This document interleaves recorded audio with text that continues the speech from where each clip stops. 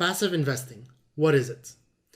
So basically, being a passive investor is being somebody who puts in money into a product and leaves it.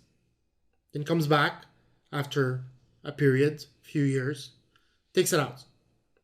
That's really a passive investor. Somebody who's not putting in too much and continuous or consistent work in the investment process throughout that period. There's a period of work and then leaves it, then pulls it out. That's really being a passive investor. Now, when you're looking at financial books, some people have a different definition of being a passive investor and an active investor. Some people see passive investors as people who don't even select the product that they're buying. So they don't select coins or they don't select stocks. They're just going to buy a portfolio that replicates the whole market because they don't believe that they can select coin or stocks to outperform the market. So they just buy something that replicates the whole market and leave it. And then in these same textbooks, they define active investors as people who actually select stocks or, in our case, coins. Now, there's another definition that goes around, and this is the definition I subscribe to. Being a passive investor is basically somebody who does select the coins and stocks, but he leaves them there, right? So there is a bit of work because we can outperform the market, but we leave it there. Now, active investor, not only do you select the coins and stocks, but you do way more, okay? So that's the way I view it and the way a lot of people view it. I view both passive and active as having a bit more work than in some textbook definitions you would have, but still active would be way more than passive. Okay. So passive investing, what is the process? What are you doing? For cryptocurrencies, you're basically choosing coins you like. So there's going to be a process that we have to go through to select these coins. We'll go over in the next section. You're going to purchase those coins and you're going to leave them. And that's it. Right? You're busy. You have a lot of things to do in your life. You don't have time to check up on news and on this and on that every week and rebalance and change coins. And no, you want to have an investment and go about your life. And that's okay. That would be a passive investor. Okay? A little bit of work in the beginning, and then after that, not too much. And this would be part of the work. When you're investing, when you're an investor, you're putting in work, right? You're putting in work in learning how to invest. And this is a problem that a lot of people don't, they don't go about doing it. They work for 20 years, 30 years of their life to generate X amount of money. And then instead of spending a few months to learn how to invest it and maybe double it, right? They don't put in that effort at all. And they never learn. And they do bad investments and they lose half of their money. Or they don't make money. And other people who spend a few months and learn how to do it and they invest correctly, they double their money. Easily, right? You can easily double your money in the stock market. I'm not even talking about cryptos throughout a long enough period. So if you're working 20, 30 years of your life to make X amount of money, why not put in a bit of effort to make that same X amount of money while doing no work, just by investing, right? But there would be the work in learning in the beginning, the few months of learning, and then doing those selection, but you don't have to be too active about it. It could be passive investment. And not a lot of people do it, but you should. So let's take a look at some of these coins and see what an active investment approach would have yielded in terms of return. Okay? And let's go. So let's check some of these coins out. Let's first of all look at Bitcoin. So BTC USD. And again, let's check Bitfinex because they have a longer time frame. Okay, well, what would have happened if you had invested, and for simplicity, let's say 10,000. You're investing 10,000. Obviously, you don't want to invest 10,000 if that's your investment, don't do it in one coin. We're going to go over that in the next section anyways. It would have to be, I guess, diversified. But for simplicity and just so the numbers are easy, let's say you're investing 10,000. and it's 2017. So you go from 2017 to 2018, and that was at the highs. You would have made 2,100% return, so 21 times your money. So you know what? Yeah, so 10,000 would be 210,000. That's how much it would have been, right? So if you would have put 1,000, you would have done 21 times your money.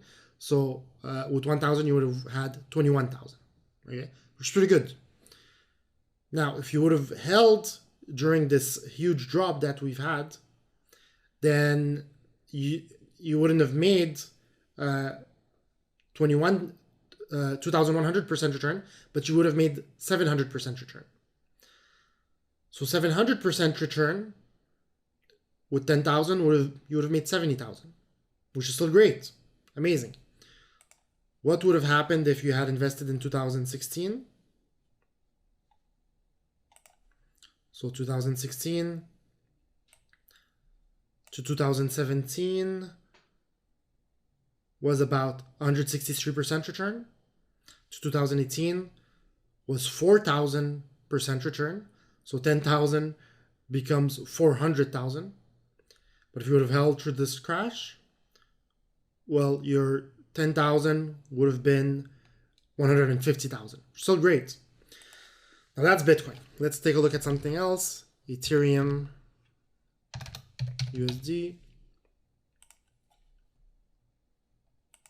Okay, so Ethereum, since it started, let's take a look since 2017, which is about the same price where it started at. From 2017 to the end of 2017, that is crazy. So 100, what is the percentage here? 12,500% return. So that's 125 times your money. That is crazy. 125. Where did we get Ethereum at? I can't even remember. So 125 times your money.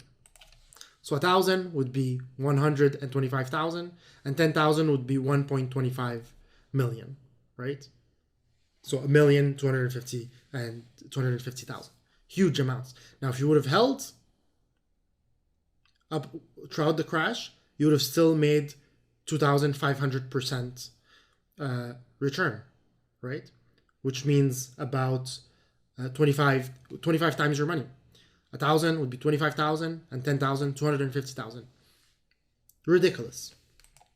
And you see why a good project would make sense, because it's a platform, and the idea is great behind it.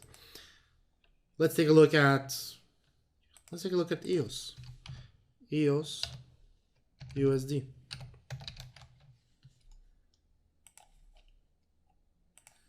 So EOS started off around at $1, and that started off about almost a year ago. So from the moment it started up to 2018, it made about 13. You would have made 13 times your money. If you would have held all the way to today, so about a year, even with the crash, you would have been up 4 times your capital. Okay, what else do you want to look at? Let's take a look at Monero. Monero is privacy coin, right? So XMR is the ticker. So XMR USD. Monero did pretty well, I know. Okay, so they have it on since 2017. So from 2017 to 2018, it made 5,000% return. So 50 times your money. 10,000 would be $500,000. If you held it throughout the crash, still 11 times your money. 10,000, 110,000. So that's really good. Let's take a look at another. Let's look at Binance Coin. Binance Coin is one of my favorites. BNB, USD, and yeah. So let's look at the tether. Here's my had a trend line on it. So this one actually did pretty well even throughout the crash, because it has real applications, right? It's a great coin. Started at $1. So since it started 2 months before the end of 2017. So in those 60 days, it did 14 times your money. So 10,000 would be 140,000. That's ridiculous returns. But if you would held throughout the crash, you'd still be up 600%. So 6 times your capital. So obviously, with each coin, you can see that it's different. The performance is different. And that's why coin selection is still important. You're looking at today, and some coins are up 7%, some coins are down 2%, some are up 25%, and some are down, 4%. And you're going to have some that are down 20%. Here, down 18%, another one that's down 17%. So the coin selection is important. Okay. Now, that being said, okay, it's not because this happened in the past that it's going to happen again. So when I'm looking at how these performances were, Ethereum gained this much. Does that mean that Ethereum is going to gain that much again? Nobody knows, right? You cannot use historical performance to predict future performance. And that's something that they always tell you when you're investing, right? In any investment, they tell you historical prices are not indicative of future performances. It's true, right? It's not because this happened in the past that it's going to happen again, right? So it's something that you still have to consider. Okay, this happened, but don't go ahead and be like, oh, well, since Ethereum made 4,000% in 1 year, if I put 1,000, I'm going to make 40,000. Don't just go about it that way, right? You have to go about it as and where it is now and where it could go in the future, right? So it's not because it did 40 times, it's going to do 40 times. Not at all. If you went in the past and looked at Ethereum, you wouldn't have invested in Ethereum because it did 40 times before, because it hadn't done 40 times before. You would have invested in Ethereum because it's a great application. The technology seems perfect. There's a need for decentralized applications, all of that stuff. That's why you would have invested. And the 40-time return, that was an outcome of placing that good investment. And that's what you have to do now. When you're looking at things, you don't say, well, this moved all this much before, so it's going to move this much again. No. It moved this much before because of that, and because of that, people wanted to buy it, so they pushed the price up and the price went up. You're going to have the same approach now. Look at these projects and be like, okay, well, which one makes sense? Why? And by selecting the right ones, you could participate in some of those price appreciations. But yeah, I didn't want this to be, this is how much they made, this is how much you'll make, because it's obviously not that at all. But it's a view of the type of percentage returns that we're seeing in this market. So you really grasp the type of movements that exist, right? Huge movements to the upside and huge movements to the downside. And, the percentages are huge, and that's what attracts a lot of people. But again, we want to look at it from a risk perspective as well. And, really have an idea of, the risk that's involved and the returns that are involved. And see the history, because the history also, tells us a lot about, what might happen. Okay. So that being said, I guess that does it for passive investing. And in the next lecture, we're going to be looking about active investing.